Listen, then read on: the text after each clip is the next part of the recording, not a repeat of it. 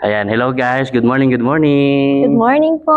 Ayan, so kasama ko ngayon si Ma'am Patricia Bautista, ang anak ng ating bagong newly promoted na PSDS na si Ma'am Dr. Mirna Bautista. So, I'm happy to introduce to you ang ating Ma'am Patricia Bautista at siya yung nakuha ko kanina na mag-share ng any experience or yung natutunan mo dito sa Japan. Actually guys, pang 5th day na namin ngayon and we are about to start our closing program, but before that of course, so marami pang mga preliminary. So sasamantalin natin pagkakataon na humingi sa kanya ng actually nakita ko sa kanya para super na-enjoy na-enjoy ni Ma'am Patricia. So ma'am, kumusta po ba ang iyong experience dito sa training natin?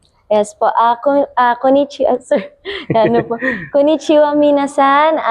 Of course po, gusto ko magpasalamat po no, sa ating mga guides, sa ating, of course, kay Sir Laverne and DepEd SDO Nueva Ecija, and of course, yung pong bumubuo ng IYF para maging possible yung event na ito. And yung mga experiences at natutunan ko po dito sa ating International Mind Education Training in Japan ay nagbigay siya sa akin ng gateway para mas makilala ko yung sarili ko as a teacher. And marami po ako natutunan in a way na magagamit ko siya sa aking pagtuturo as a teacher. Kasi tayo po everyday as professionals, ang dami nating mga struggle sa buhay, maraming dala-dala.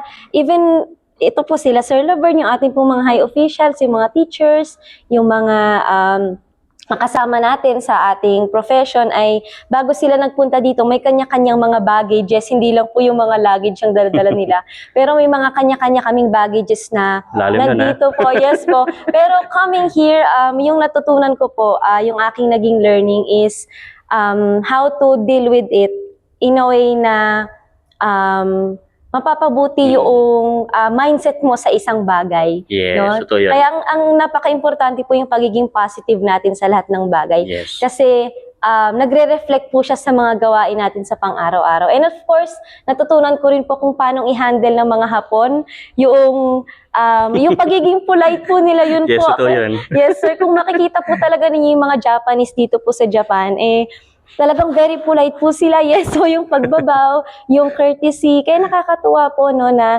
kung paano nila kaming tanggapin sa kanilang bansa, yun po yung nakakataba ng puso. And of course, yung kanilang system sa education, yan po, talagang napaka-innovative po ng mga Japanese.